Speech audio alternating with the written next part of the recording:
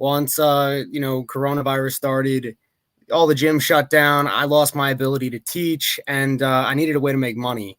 At the time, I was volunteering at the Comac Ambulance Corps, and I decided to become an EMT because it seemed like that's what the world needed.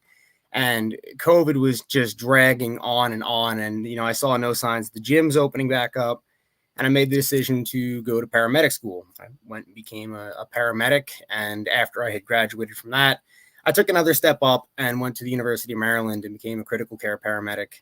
And by the time I had finished, all the school necessary for that, gyms were back open. I was getting out of debt, and I decided to, just start training again. One of my friends had invited me to the gym to go roll for a bit, and I fell right back in love with it. It was like I never stopped.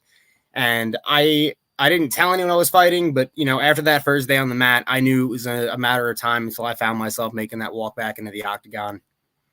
Yeah, I saw Bobby announcing that you're on the fight card. I'm like, that's awesome. I ran into you at a game while you were working as EMT while I was coaching, and it was great seeing you then. And then here you are on the card, and the sole MMA fight of the night at Jackhammer Promotions, but a great quick that fight. One more time. The sole MMA fight for you on the Jackhammer Promotions. How did it feel just to get back in the cage after being out for so long? It was very emotional.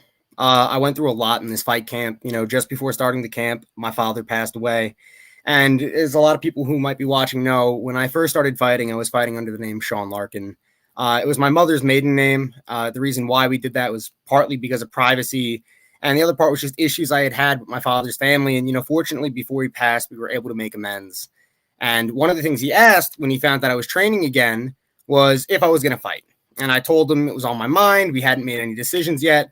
And he let me know how much he would appreciate it if I had, used our family name once I started fighting. And being that we had made amends, I didn't see a reason to hold a grudge anymore for anything that's happened in the past. And, I said, of course. And, unfortunately, 3 days later, he ended up passing away. So there was a lot of mixed emotions going into this fight camp. This was also the first fight camp I had working as an EMS professional. So working with a rotating schedule, pulling, 12 to 16-hour tours, trying to train for a fight on top of that was definitely rough. So it was, there was a lot of doubt, there was uncertainty, but we were able to work all past that. I have a great team behind me, and everyone, the amount of support I had was incredible. I've never had that much support going into a fight before. So it's truly impossible to describe the amount of emotion, let alone the variety of emotions I felt getting ready for this. Yeah, you're training at jiu-jitsu at Freedom Mixed Martial Arts. All those guys are in your corner for the fight, as well as you said you were training at Belmore Kickboxing as well. That's right. I train over at Belmore Kickboxing. Gregor Gillespie is my wrestling coach, and it doesn't get better than that. And Matt Berman is my kickboxing coach there, and he is a genius at his craft. What he's been able to do with my striking in the last 8 months since I've started with him is truly remarkable. I've just jumped levels and levels working with him. Now, what's next for you? You got this fight under your belt, nice rear naked choke submission. What do you see next? Do you want to get back in the cage right away? You taking a little bit of time, continue training, or is it get right back in there? We're already back into camp. I spoke to my coaches so far, and I told them, we are going to have another fight before winter comes and goes. What kind of fight, we're still deciding. Initially, we were looking at, transitioning over to kickboxing for a little while because I really haven't been able to showcase the improvements I've made in my striking game, especially with this fight. My opponent did not land a single shot before I took him down and choke him out. And I didn't really have to use anything. I needed to, throw one feint to get to my single leg. So I didn't showcase how much I've improved. And that's really what we were looking to do here. So we talked about a kickboxing fight, but, opportunities for title fights, MMA for a few different promotions have been sent my way. So we haven't made any decisions yet, but I do know I'll be competing before winter's over. Whether that's kickboxing or MMA we haven't made that decision yet. That's awesome, man. You're talking about the strides you've made. Do you just feel a new, replenished energy and just kind of ready to get back in there and keep going with this time off and all? And you feel taking the time was necessary to grow as a fighter? Maybe not as a fighter, but as a person, definitely. I've matured immensely over the last few years, and it definitely gives you an advantage growing up and getting back into that cage. When I had my last MMA fight, I was only 19 years old. I'm 26 now, Wow. so the amount of growth I've experienced is crazy. I felt more comfortable in the locker room for this fight than I had for any other competition I've ever been in. You said you were 19 the last time you were in there in the cage? 2017. Wow, that's crazy to think, and because you had a lot of fights before your last fight, so that means in a few short years you had a handful of fights. How many total? What was your record? Because I know you did a couple. Was it mixed martial arts and I think kickboxing too, right? I was 5-0 in MMA. We're 6-0 now, and I was 1-1 in kickboxing at the time. Yeah, that's a lot of fights in a short amount of time. Some guys don't have 6 fights in like a 6-year career. We started in 2015, 2016, the week after I turned 18, and we were fighting just about every other month from that point on. Yeah, that's impressive. And so now you're 26, you're 6-0 in MMA, 1-1 in kickboxing. Is there anything you enjoy more than another? Say jiu-jitsu, kickboxing, MMA. Is there anything you enjoy more than another? I love combining all the martial arts. So, MMA is definitely what I love the most. The beautiful thing about mixed martial arts, and some people will call it human chess, but I think it's a lot deeper than that. Joe Rogan once said it's critical problem solving with dire consequences. The thing I love the most about mixed martial arts is that if you put me against a better striker, wrestling becomes the great equalizer. If you put me against a better grappler or a better wrestler and I have the advantage in striking, well, then it becomes a fight between two snipers. I'm sitting there, staving him off with my striking while he's looking for his shots. There's an answer to everything, and no technique has no defense. So there is an answer to every question an opponent can pose to you when you're inside that cage. It's a matter of immersing yourself in all the different martial arts until you can find answers that are good for the questions opponents might pose you.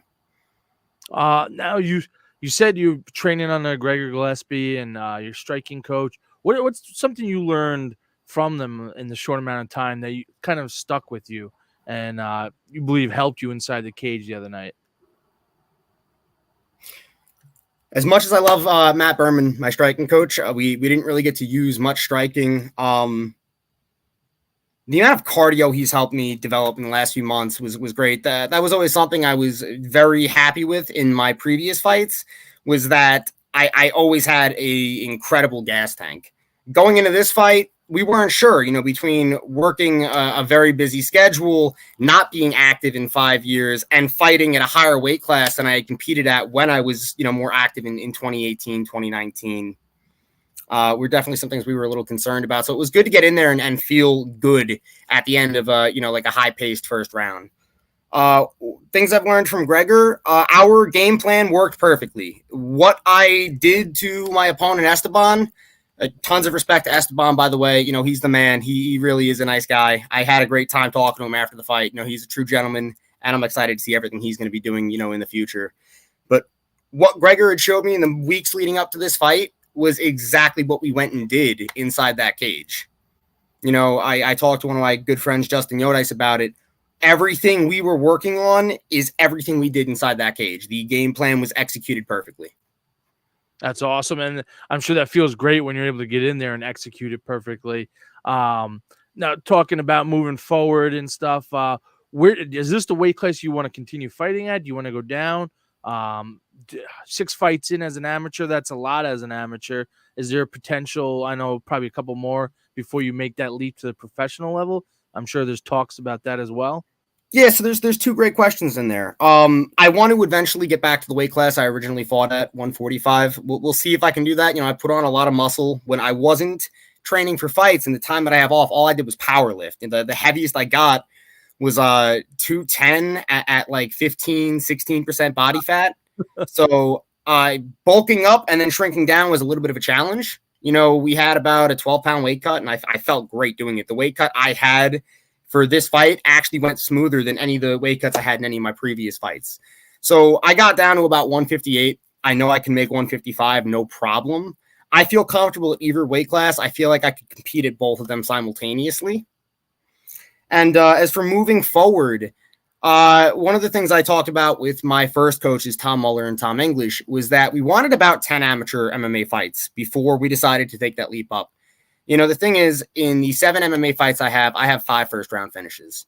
The amount of time I have spent in the octagon is really, it's not what we were looking for. We want to develop as much experience as we can in the amateurs before we go pro. It's better to get dragged into deep waters here, before you're fighting for titles and serious purses, as the pros do. So we're looking at 4 more or so MMA fights. But one thing I am very interested in is, pursuing a bit of a stint in amateur kickboxing and Muay Thai. I know WKA does their nationals every year. It's something I would love to compete in. It would be it'd be an awesome opportunity. And even transitioning to boxing for, a brief period of time, and even doing a Golden Gloves competition would be fun. I'm still very young. I feel great. There are no serious injuries that I have. And at 26, I feel like the sky's the limit. I feel like I could easily devote, 2-3 years to boxing or kickboxing, keeping fresh on my jiu-jitsu and wrestling, and then be ready to go right back into MMA, at 28, 29 with no issue. That's awesome. Yeah, I'm looking forward to seeing you get back in. I know you said earlier you got some opportunities coming up. Speaking of that, like, I love that you mentioned that you like with the victories, you haven't had much time inside the cage because they were so fast, quick finishes. Where a lot of guys, I feel like they see it and they're like, I beat up all these guys super easy. I should go to the next level. What do you believe you have to do other than that time experience inside the cage to become a better fighter on the professional level? Because everyone makes that leap, but if you don't like adjust sometimes your training to that elite level as a professional, so some people struggle. Is there anything you see you have to do to continue to improve and become a successful professional? I think we need to keep our foot on the gas pedal. Avoiding any more long breaks like I've taken is going to be really the key there. We brought on a new strength and conditioning coach by the name of Kenny Deso. He's incredible. His resume is outstanding. And I think working with him and just getting into the physical shape I need to, fight 3 5-minute rounds or 5 5-minute rounds is the last piece of the puzzle. I think the key to getting more ring time would be, pursuing a couple of kickboxing fights. Finishes are a little less common there. Mm-hmm. You're fighting for 5 2-minute rounds. It's technically longer than an amateur MMA fight. There's more padding. You're wearing shin guards and gloves. So, those flash knockouts aren't as common. 16-ounce gloves. It's a lot harder to drop someone than it is with 4 ounces. So I think a couple of kickboxing fights would be perfect to get that ring time we're looking for. That's awesome. Yeah, absolutely. And what is something about you that you mentioned, I'm sorry to hear about your father. You mentioned you switching your name. Is there anything else about you that nobody knows and you'd like to share? Something you think fans should know about you, either as a fighter or not a fighter, outside the cage? Yeah, definitely. I've had the same nickname since 7th grade. Credit to that goes to my best friend. We'll tell the story how I got the nickname, the Diabetic Menace, another day. But I've had that nickname since 7th grade. I have written it down on the paperwork for every fight I've had, and November 19th was the first time the announcer actually called me by my nickname. The Diabetic Menace has never been called to the ring before. I've written it down on the paperwork each and every single time, and they've just never said it. Maybe they thought I was joking. It is a funny nickname. I mean, I got you laughing now. There were plenty of people in the crowd who thought it was hilarious. But I've been a type 1 diabetic since I'm 3. It's not something everybody knows. Keith Peterson had to ask me to take my CGM off before the fight. CGM stands for continuous glucose monitor. Anyone with diabetes knows what those are. But for those who don't, it's a piece of technology that is just attached to my body and allows me to monitor my blood sugar 24/7. Have you fought with that before or no? No. So prior to 2020, I was doing the traditional finger glucose sticks and manual injections with an insulin pen or a syringe. And that was one of the biggest detriments to my training. My diet had to be very, very strict when I was, training in 2019, 2018. I had to wake myself up at 3:30 in the morning. I would eat all my calories for the day and take my short-acting insulin to cover those calories and carbohydrates, and that would be it. I'd be fasting from roughly 4 in the morning to 3:30 in the morning the next day. It definitely was not ideal. It's also why I was walking around at like 6% body fat at the time. Now, when you do something like that, do you speak to a doctor before you start doing that, or No, it was stuff I had to research online. I found tons of support groups with other diabetics who, didn't compete in martial arts, but did things like bodybuilding, powerlifting, and I was able to use them as resources. And I would, consult my endocrinologist, and that's how I figured out how I could kind of get away with it. But that lifestyle was not going to last long term, which was also one of the reasons why we decided to step away from competing for a while. But once we put the gloves down for a bit and I started focusing on my career in EMS, my endocrinologist suggested getting an insulin pump and a CGM, and that's made managing my diabetes a million times easier. Before my fights, when I was in my teens, it wasn't uncommon for my blood sugar to be in the 300-400s, which is pretty much at a level where you should be heading to the emergency room. Yeah, that's pretty the normal blood sugar is 60 to 120. Before my last fight, my blood sugar was 118, which is perfect for me. That's the target we set with our endocrinologist. And it was the first time I competed with it being that perfect. That's awesome. And so I assume you felt pretty good going through the fight. After the fight, there was no dumps or anything like that. You just kind of I felt absolutely incredible from start to awesome. finish. I mean, given it was only 1 minute and 6 seconds, but I felt great, and I was able to go and celebrate with all my teammates after, which was awesome, and not have to worry about sticking my finger and what eating or drinking might do to my blood sugar, because I can watch it in real time. That's awesome. To be honest, when we're watching, we saw Keith Peterson pointing at it, and we weren't sure if you're going to have to put tape over it. Because I've had, when I coach in wrestling, I've had athletes who either use them or have to use the needles or any way other taking the insulin. But much different when you're coaching and watching wrestling than it is MMA where you're getting punched. Like I couldn't imagine having to wear that during fighting. Shout out to a company called Skin Grip. They sell these adhesive patches that I can put over it, and those things are phenomenal. They make training with it so much easier. They hardly ever get pulled, ripped off, or fall off when you're sweating and stuff. So I use those, and it might as well be gluing the thing to my body. Once those things are on, it's not coming off.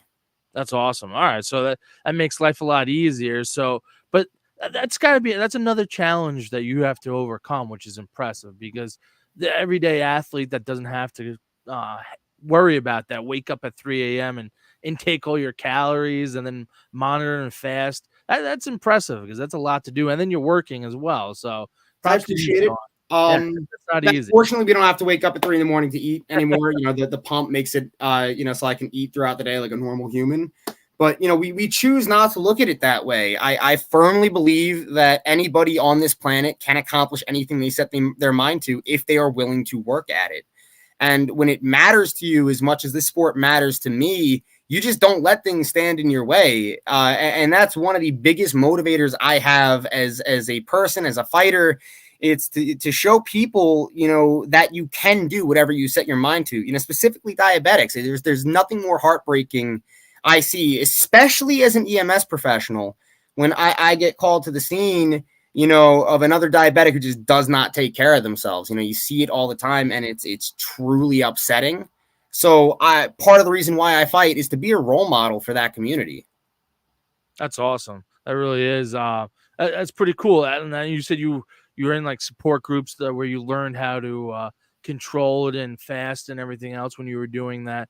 How would someone who is in the same situation looking to get into fighting find those support groups and information about fighting and competing while being a diabetic as well?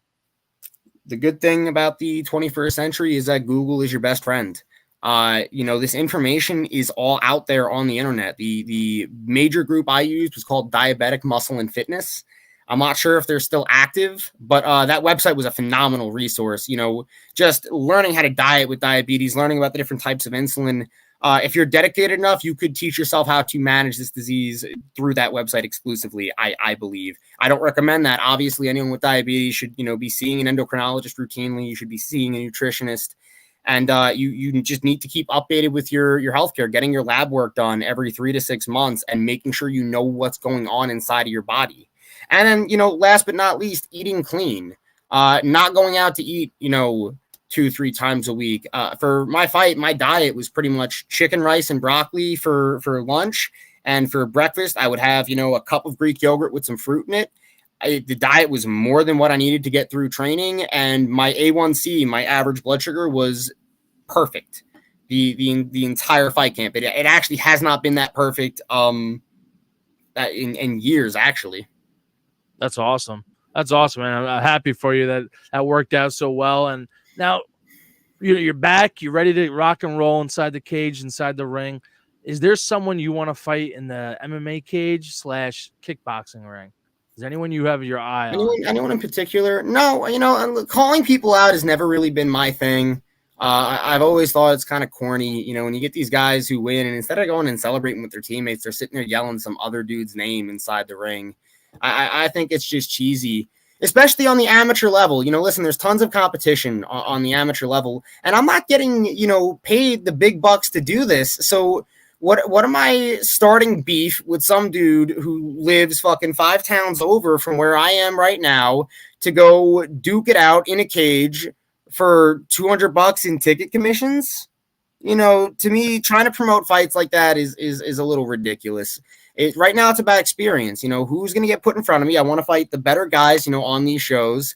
And, whatever name the promoters pull out of the hat is who we're going to compete against. A good friend of mine once said records are for DJs. Having a 7-0 record is nice, but it's not the end all be all. Mm-hmm. I'm not concerned with wins or losses. I'm every time I step in the cage, I tell myself one thing and one thing only, and it's we're getting in this cage, we are competing, and we're doing our best, because that's the only thing we can control. From start to finish of the fight, the only thing that is 100% in my control is the effort output I have. And every time I get in that cage, I put out 100%. I will never leave that cage with anything left in the gas tank. So that's what we focus on, is just 100% effort and intensity and getting the experience necessary to go pro. And not just to go pro, but, you learn a lot about yourself as a human being when you're inside that cage. I think it's something everyone should do at least once in their life is compete in some kind of combat sport. And, learning martial arts in general. There's no better way to learn, how good your stuff is than trial by fire. So I have aspirations to teach and open an academy of my own one day and, help kids who were in similar situations that I was in growing up. Me and my siblings had it a little rough. And I want to be a role model for these people. But if I want to help a kid achieve his dreams of getting into the UFC one day, well, my technique needs to be on point. And what better way to do that than going out and, competing against some of the best guys around? That's awesome. I love the mentality, because so many people, like you say, do call out people, do, crazy ass things as amateurs. And then they bounce and hide from fighters. I believe a lot of times that happens far more. Call it Conor McGregor syndrome.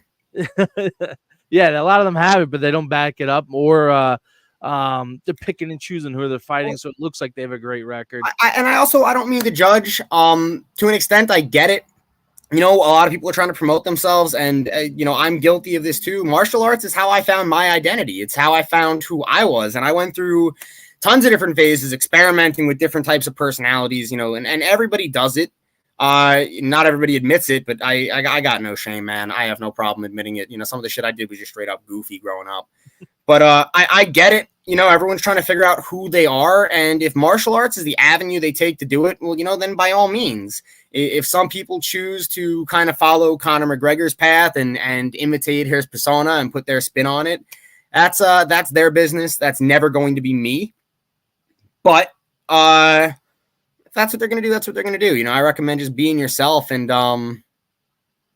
letting people feel the weight of who you are. I love it. Do you have any sponsors you want to give any shout outs to? I'm going to thank one of my long-term sponsors first and foremost, Go Earn It Wrestling Apparel. Those guys have been with me since day one. They've made my fight shorts for almost every fight I've had. They helped me out this time around, and they made another pair, and they made my corner shirts as well. Spit the Truth Apparel or Spit the Truth Clothing. I've known the owner for so long. He's such a great guy, and his clothing's awesome. I still have some of his shirts. I still wear them from time to time. We haven't really looked at booking sponsors lately. This fight was very personal, and as I said earlier, there were a lot of emotions going into it. So this fight wasn't about ticket sales. This fight wasn't about sponsorships. This fight was for me. Now that we are, back and we're looking, to compete on a regular basis. Now we're, starting to look for sponsors. It's there's not too many people I want to thank, particularly other than my team. I think of Ricky Bobby in Talladega Nights when he brought out the me car with the Cougar on it. I was trying to find fight shorts that had that kind of design, but we couldn't put anything together like that. So we made another one. Sweet. How can people follow you on social media? What is your social media handle? I only got Instagram right now. Sean Rossner MMA. That's it. I don't know. I don't like Twitter. I definitely don't like Facebook. We are living in some real crazy times, and some of the shit I see is nonsensical. I try to live in the moment as much as I can. And I honestly, as it is, I spend too much time on Instagram scrolling through, reels and TikToks and whatnot. So I try to stay off all that nonsense. I feel like the rabbit hole gets everybody. It's hard. Doom scrolling is a real thing, man. It really is. Sean, absolute pleasure talking with you again. It was fantastic seeing you back in the cage and competing. I'm looking forward to seeing you get back. Once you find out and you sign a contract for your next fight, please let me know. I'm looking forward to seeing you get back in there, compete again. Kyle, thank you so much for having me on, man. It's always a pleasure. Always a pleasure. This is Sean Rossner and Kyle Carroll here on Carroll's Corner MMA podcast. I appreciate everyone tuning in and watching, and we look forward to seeing and hearing from you guys again. And we are signing off.